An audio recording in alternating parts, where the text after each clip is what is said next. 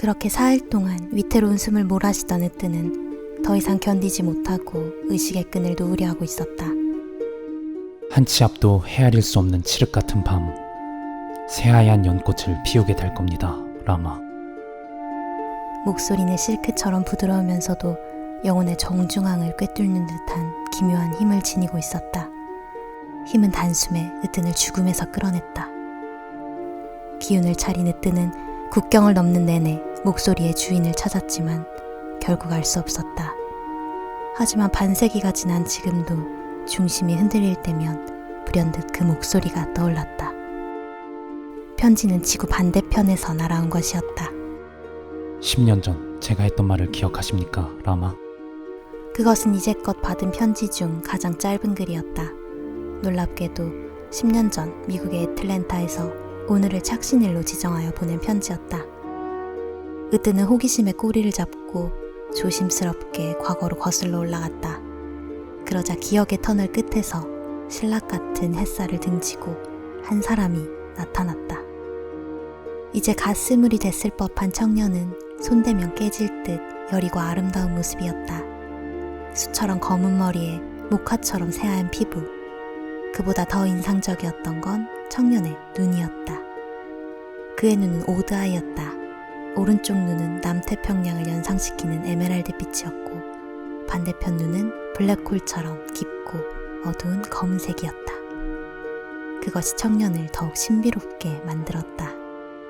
제 말을 명심하십시오. 앞으로 정확히 10년 후 오늘 라마께선 초승달 아래서 암살을 당하실 겁니다. 삶과 죽음은 라마의 손에 달렸습니다. 이 말을 남기고 그는 사라졌다. 사이먼 켄 씨께 저는 신가야라고 합니다. 이 편지가 배달되는 날부터 5일 동안 매일 한 명씩 사람이 죽게 될 것입니다. 그들이 있는 한 인류는 절대 평화롭게 공존할 수 없습니다. 물론 제 말을 믿지 못하실 겁니다. 하지만 이 편지가 배달된 다음 날 당신은 두 번째 죽음을 목격하게 될 겁니다. 만약 제 계획을 막고 싶다면 방법은 하나뿐입니다. 뉴저지 에디슨에 사는 앨리스 로자를 찾으십시오. 그녀의 기억 속에 모든 단서가 들어있습니다. 과잉기억 증후군.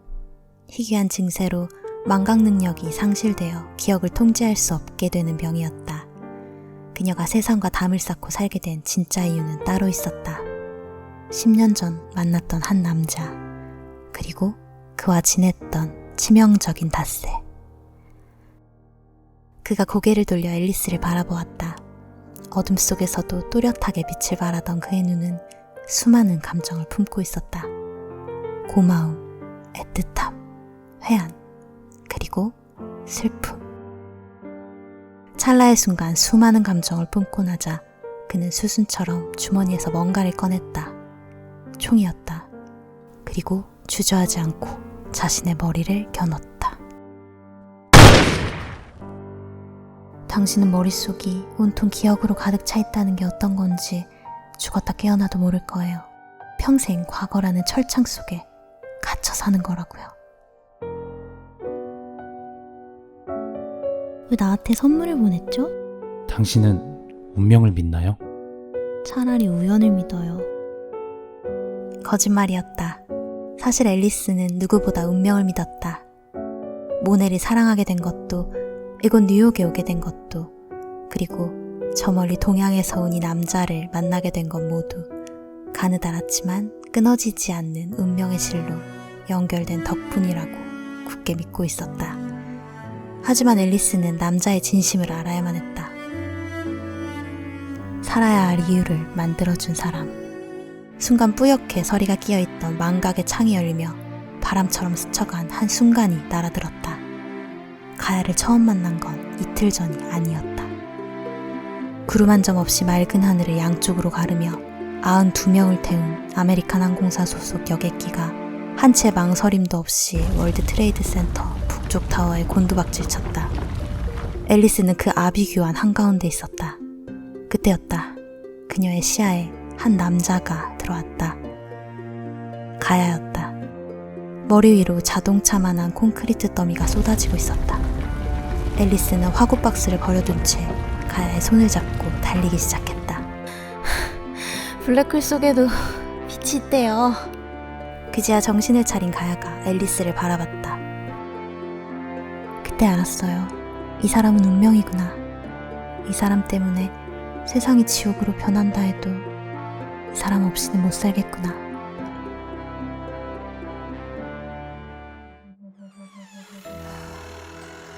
그곳은 천재적으로 설계된 한 사람만을 위한 완벽한 공간이었다.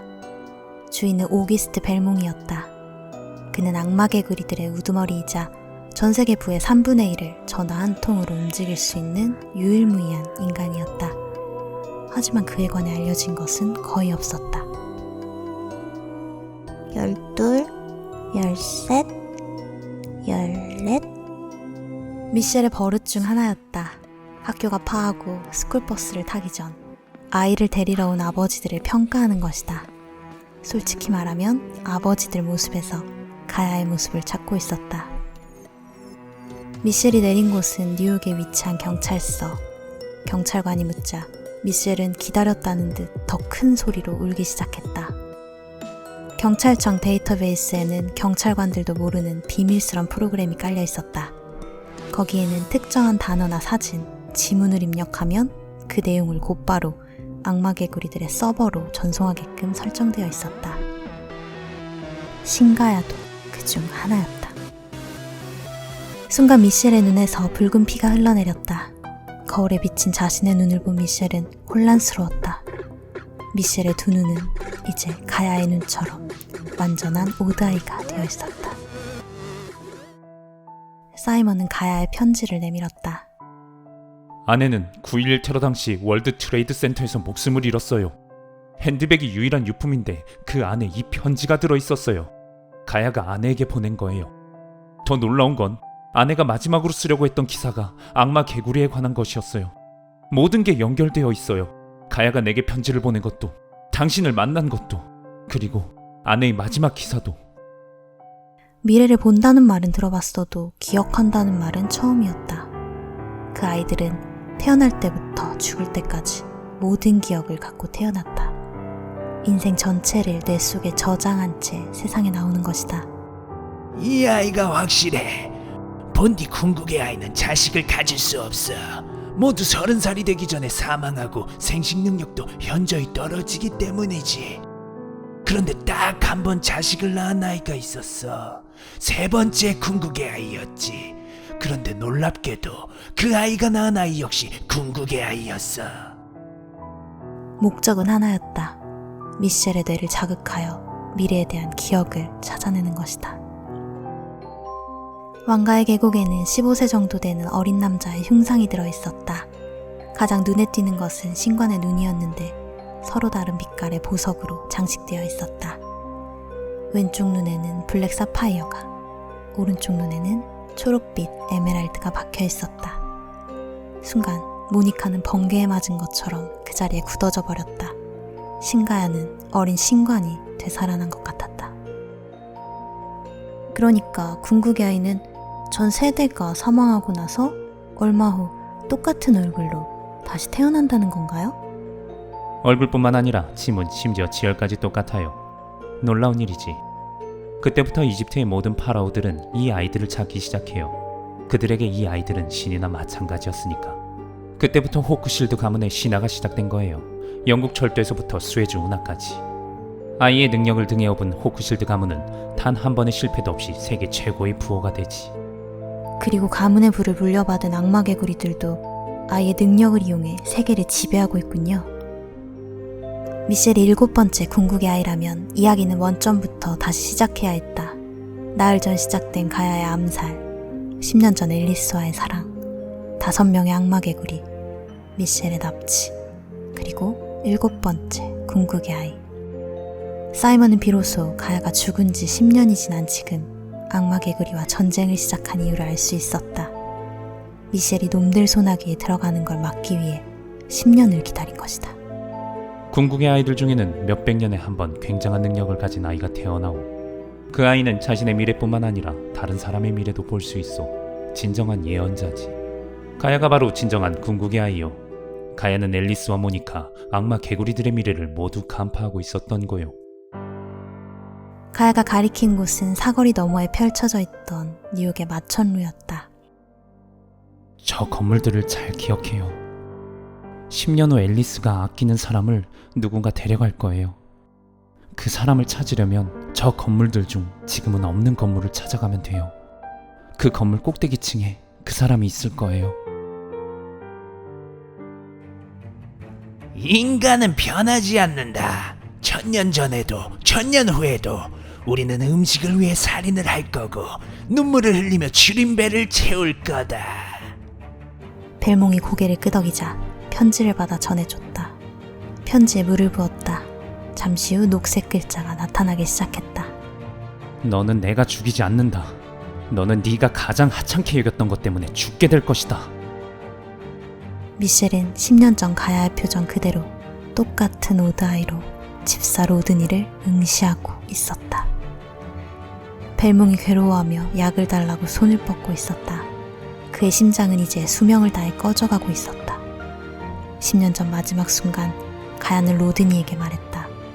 언젠가 자신의 말을 믿게 되는 순간이 오면 그저 가만히 있으라고. 편지는 모두 4장이었는데 첫 장에만 내용이 적혀 있을 뿐 나머지는 비어 있었다. 질문에 대한 대답은 다음 페이지에 적혀 있을 거예요. 운명은 정말 바꿀 수 없는 건가요? 그렇다면 더 나은 삶을 살기 위해서 애쓰는 우리는 뭔가요? 질문을 하고 앨리스는 2번째 장을 뜨거운 물에 담갔다. 그러자 신기루처럼 녹색 대답이 나타났다. 운명은 바꿀 수 있어요. 운명이란 뽑을 수 없을 만큼 깊숙이 박힌 거대한 뿌리.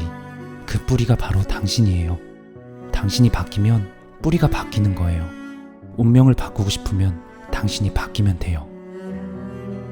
당신은 날 진심으로 사랑했나요? 당신은 내 목숨보다 소중한 사람이에요. 당신을 만난 건 내 인생 최고의 행운이었어요. 사랑해요, 앨리스. 영원히.